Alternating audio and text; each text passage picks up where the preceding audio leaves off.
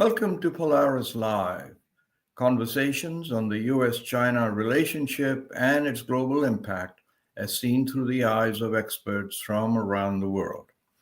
The user-supported channel is brought to you live in conjunction with the Foreign Policy Association in New York. You can now listen to these programs as podcasts on any of your favorite platforms.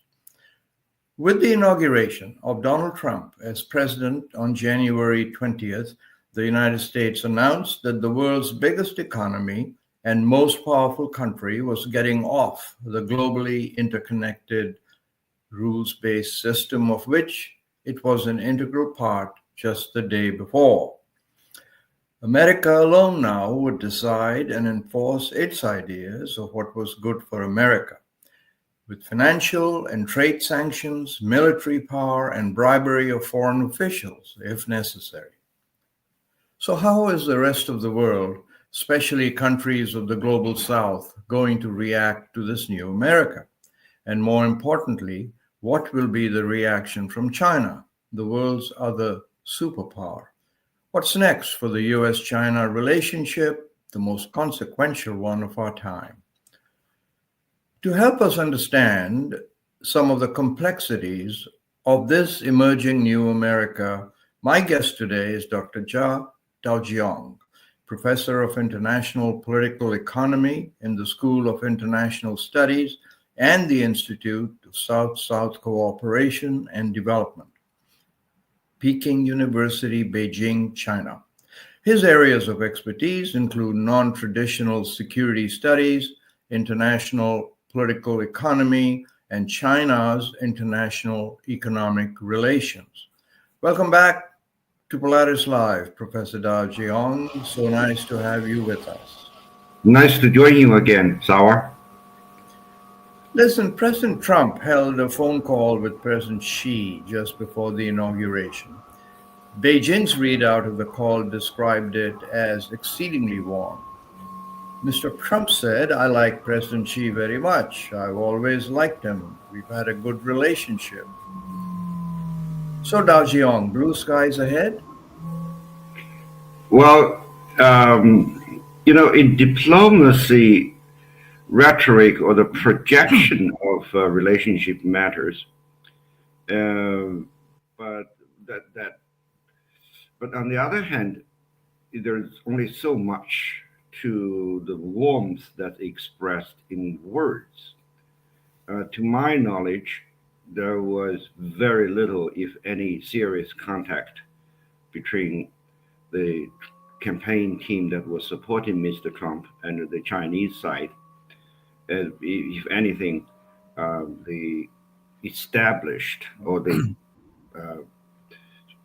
so-called working groups between the Biden administration and their peers here in Beijing, in China, those were, let's say, protocol-based, functioning, but never really cordial. So I would think the positive projection of the conversation really is a way of expressing hope rather than based on solid foundations. Is this something new in the relationship, that affection for China, as superficial as it might be, is being so openly expressed in America? Well, that's what you described. It's true of both sides. Right. I can go on and on about how many here in China of different political or material, political inclinations, and people with different material and personal interests, probably short of some school students who like to get a foreign degree.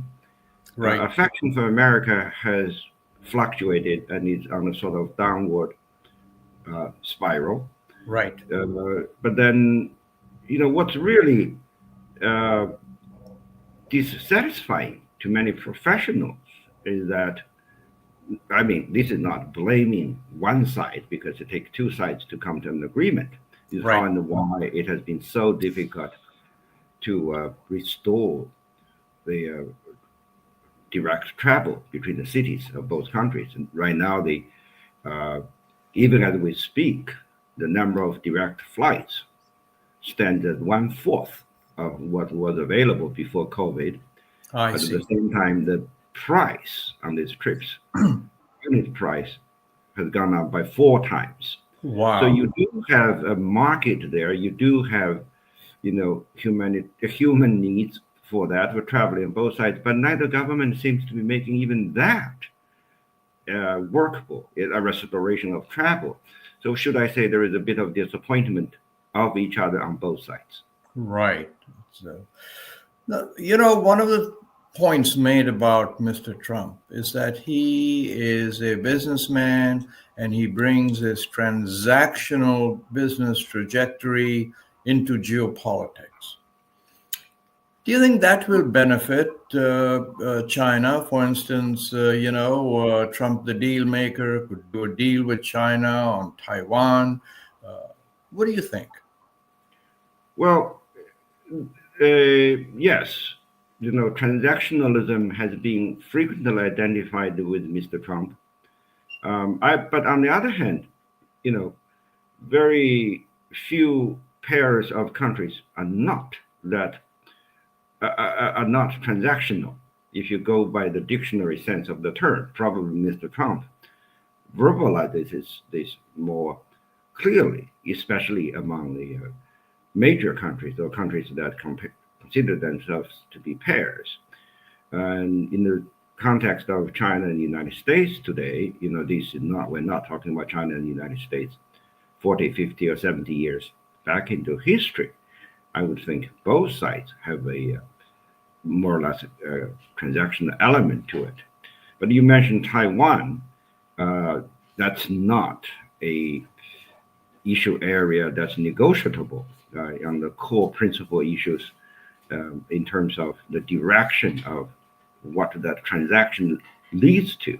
But if there were element of transaction, it's probably over the level of intensity in the differences or the you can say competition between the competition goes three ways, right? The mainland, Taipei, and the United States. So, no, I fully understand and agree with what you're saying.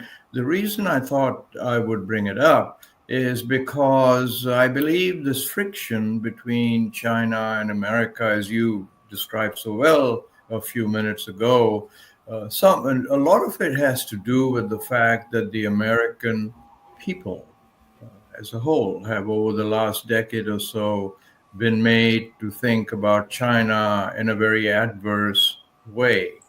And so I was thinking and Taiwan is a central part of that.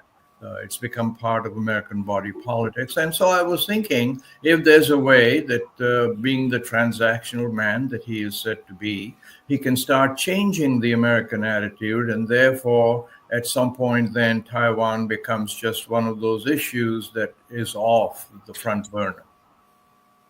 Well, yes and no.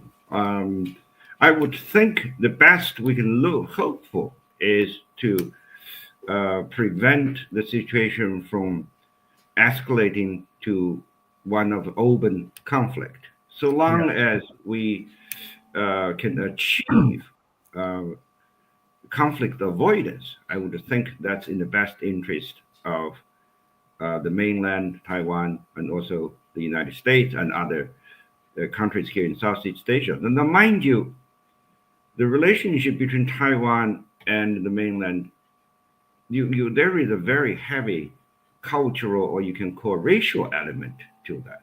The people of Right. Taiwan, the majority are Chinese, Right. right? So the last thing you would want to do, you can justify to your own society, is, getting into another major war.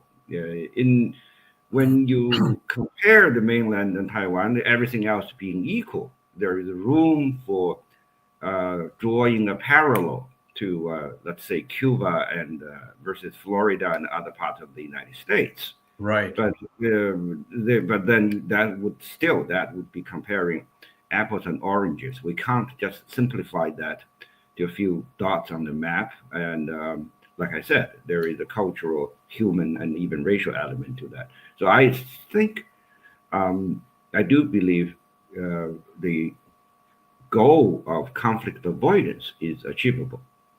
Okay. Let me follow up the same issue with the transactional issue with a different bent. Elon Musk, Mr. Musk, one of President Trump's closest advisors, who seems to have a lot of influence in foreign policy and economic policy now in America. He has a big electric Tesla car factory in Shanghai. Over a third of his global sales, come from China. He could be a moderating influence on US-China relations, don't you think? After all, he understands China's people, businessmen, the Communist Party's hierarchy, and how it works better than most Americans. Well, I never met the person, but I do know he's well received, well portrayed, at least in the business media. And the Gigafactory in Shanghai that opened in 2018 came the right time. And with people in the automobile industry here in China talk about the Tesla effect. In other words, if without Tesla selling its products locally made, which means cheaper price and fewer import regulations, hurdles to go through, the rest of the China's electric vehicle industry might not have taken off so rapidly, because Tesla came in demonstrated in terms of technological prowess, in terms of the sales methods, that it was a model for many other Chinese automobile companies to follow. But on the other hand, how impactful or how quote unquote influential that one person is or one company is in terms of Chinese foreign policy, I don't know. And I'm actually skeptical about validity in the kind of, hypothesis that Mr. Musk single-handedly can be, can be impacting Chinese policy or policy thinking towards the United States. Right. Because the issues between China and the United States, issues we see as important, we see as fundamental, are too many and too fundamental to be left to let's say just one business or one company or one line of industry. Now, if anything, Mr. Musk is also involved in a large number of industries. His Starlink, his investments in the space industry, yes, have military implications as well. So, but he by no means can be acting out of a business instinct and not conform with U.S. defense policies, especially coming at times of criticality. So He's a bit of, if you think that way, his role in U.S.-China relations is a bit of a mixture of everything. Okay, fair enough. It's I want to ask you a question, changing the topic here and changing the part of the world. What do you think right now? The Americans and the Russians are meeting in Saudi Arabia to talk about the Ukrainian issue. I bring up this question because you think a lot about international relations, international economy, and the question I've been asking myself is that in any administration over the last many decades, if there was a European question to be dealt with, the meetings and so on would be held in Europe. Now, for the first time, this meeting is being held in Saudi Arabia. And I just wonder whether you have any thoughts about what the implication of this is. Is this a message being sent by the Trump administration? I just want you to have a shot at that, please, Professor Jha, if you don't mind. I don't want to speculate. Let me say possibly three quick points. First is that I don't really see the selection of Saudi Arabia as a meeting place as being outlandish.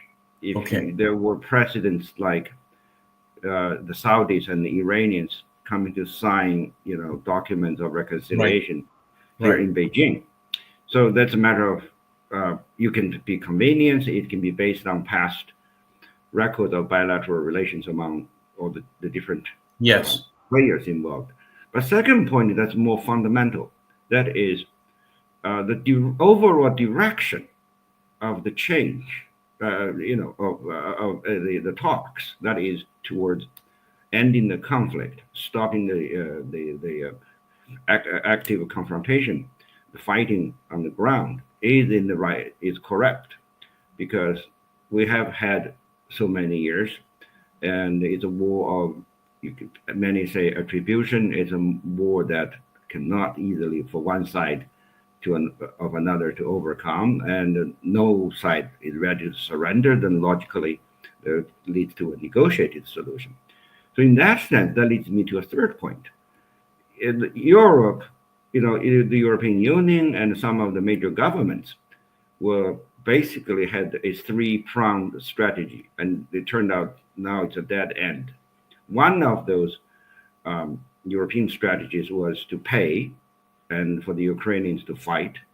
In other words, rather than having the European soldiers on the ground. Yes. And second was to keep doing this for as long as needed, or as long as necessary, or as long Yeah. as possible. So, in other words, they were leaving the eventual resolution so out to the open.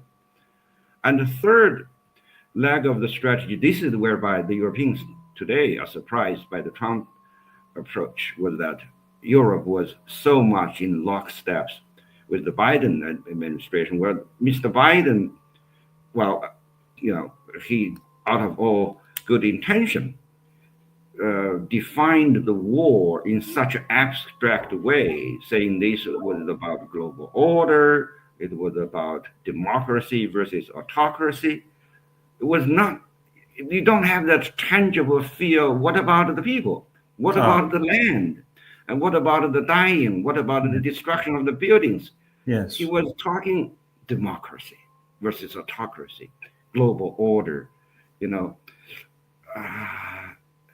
So, in other words, the old approach, which the Europeans were subscribing to, sort of was a road to keep, I wouldn't say prolong, but to at least endure, let people on the ground suffer for as long as possible.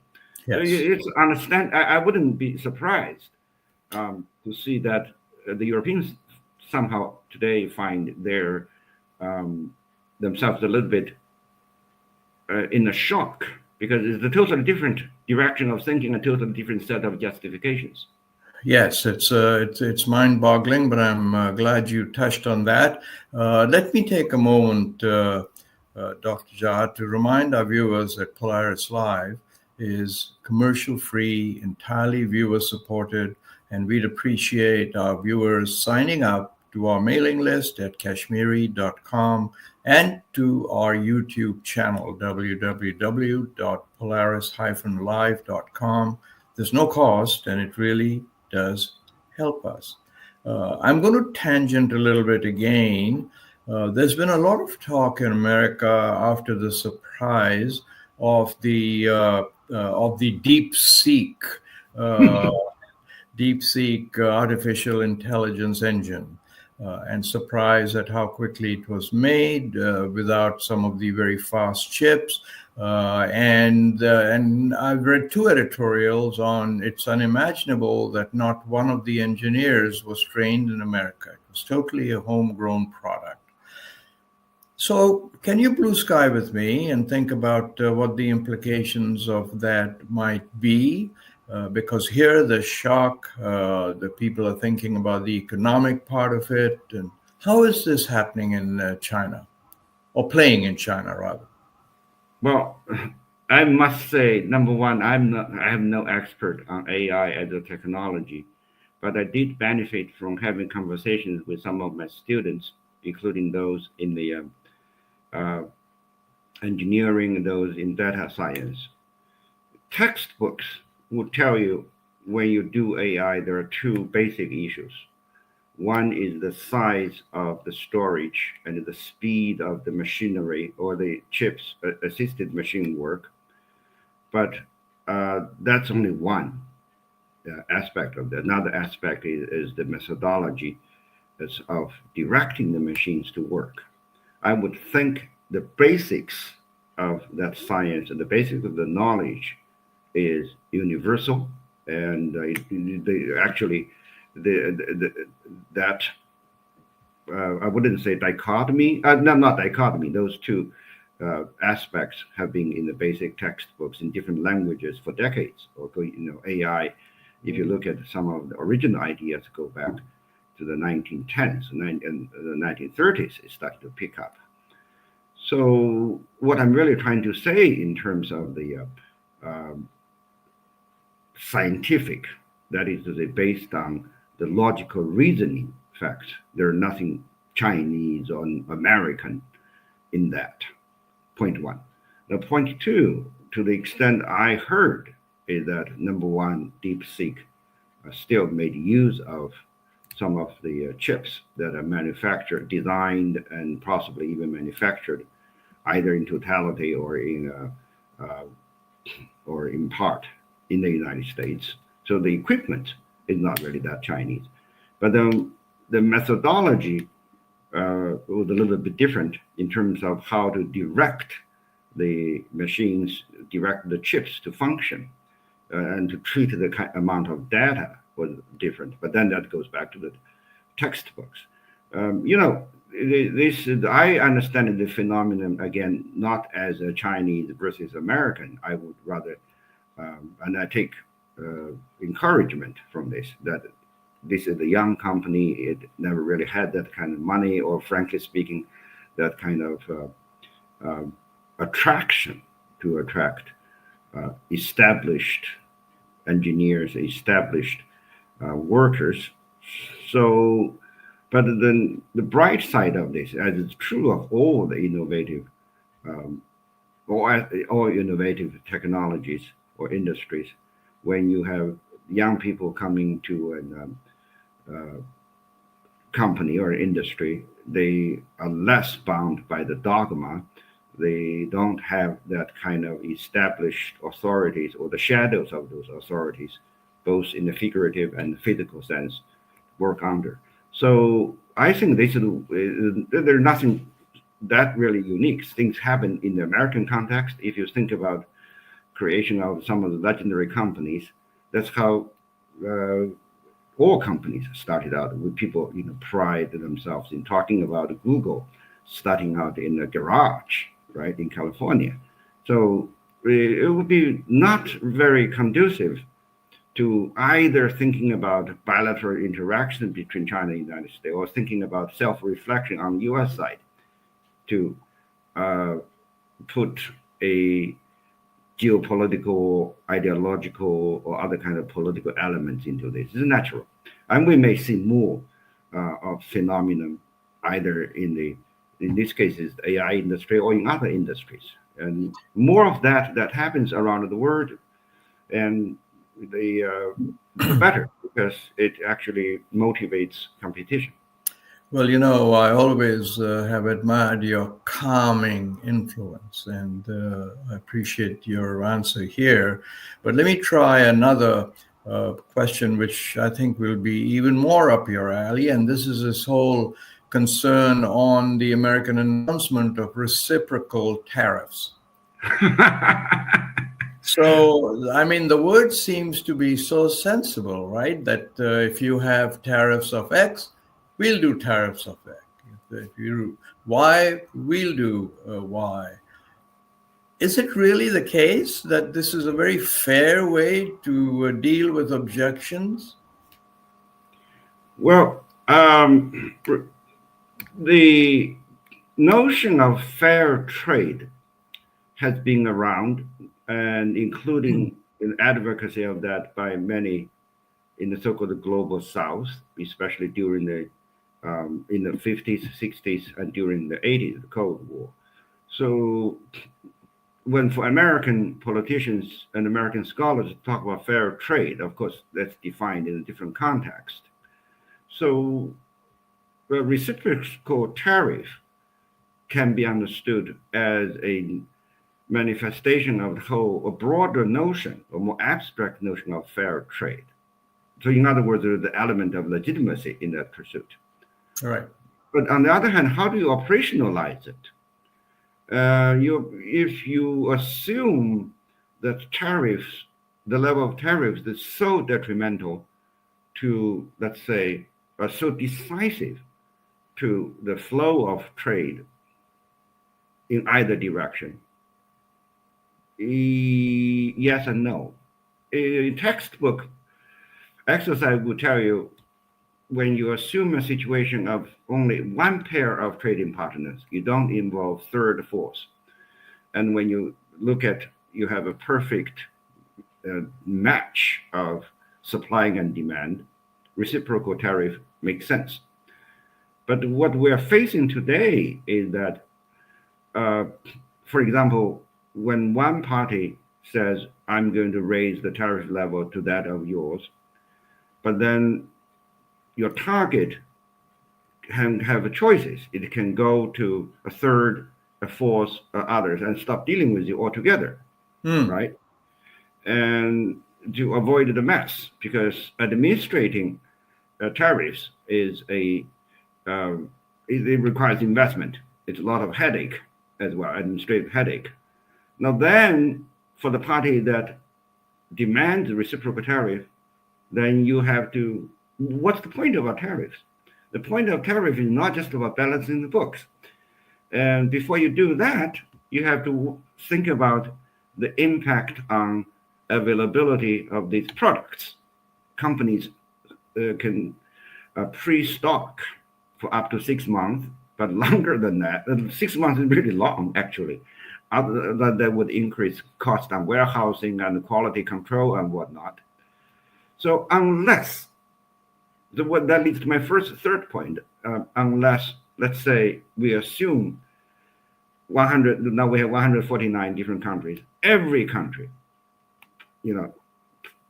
subscribes into this reciprocal tax, then it's not really going to, it may hurt yourself because your targets will have other choices of saying, fine, you are not the only one I'm dealing with. I know you don't like it. I know, but if we can't negotiate based on the capacity of production, based on how your capacity can fit into my needs or my capacity can fit into your needs, let's adjust based on sensible, let's say, a good faith discussion between the parties, simply because one party says, I want the reciprocal. Others may not really feel that's the only way to go. So would it be appropriate to describe reciprocal tariffs as an iceberg strategy where you only see the 2% and the rest of it is under the water? Well, exactly. And if you can find, replacement, and that's another very, you can say, fine, you don't deal with me, but I can get the replacement in time, in terms of quality, quantity, transport, and whatnot, that does not hurt my consumers at home. And if that replacement is readily there, or can that replacement be so responsive to your wishes for compliance? That's many countries have choices. It's not just one richest country that has choice. Well, as we run out of time, Dr. Job, your point is very well made, and I suspect that you would agree that especially countries of the global south they have many more choices. And so these kinds of actions lead them or want them to be. Would that be correct? I think that's an accurate prediction. It will turn out to be accurate because this is a very different world from what we had 40, 50 years back. You have let's say, equalization of capacity of different sorts. And, but unfortunately, as I may have gotten totally wrong, MAGA as a ideology, when it applies to looking at the rest of the world, it seems to assume the existence and the continued durability of a vertically integrated world or hierarchical world where America's primacy is being threatened. But do we have a factual basis to look at the world as being hierarchical? Look at the relationship being vertical. I think that's questionable. Well, Daojiong, it's such a pleasure and education to talk with you. And there are so many topics we've not been able to explore here. So you'll have to just come back and see us again. But thank you so very much for staying up so late. I know it's the middle of the night in China, in Beijing. So we really appreciate that. And thank you very much. Thank you. It's a pleasure. And good luck to you the rest of the year, too. Thank you very much. Thank you. And I also want to thank our viewers from around the world who tuned in and listened to this program. This is the most consequential relationship in the world, the one between China and the United States. And we will continue to look at and study and bring in experts to talk about the impact of a changing America under a new president. So tune in again next week. Until then, goodbye.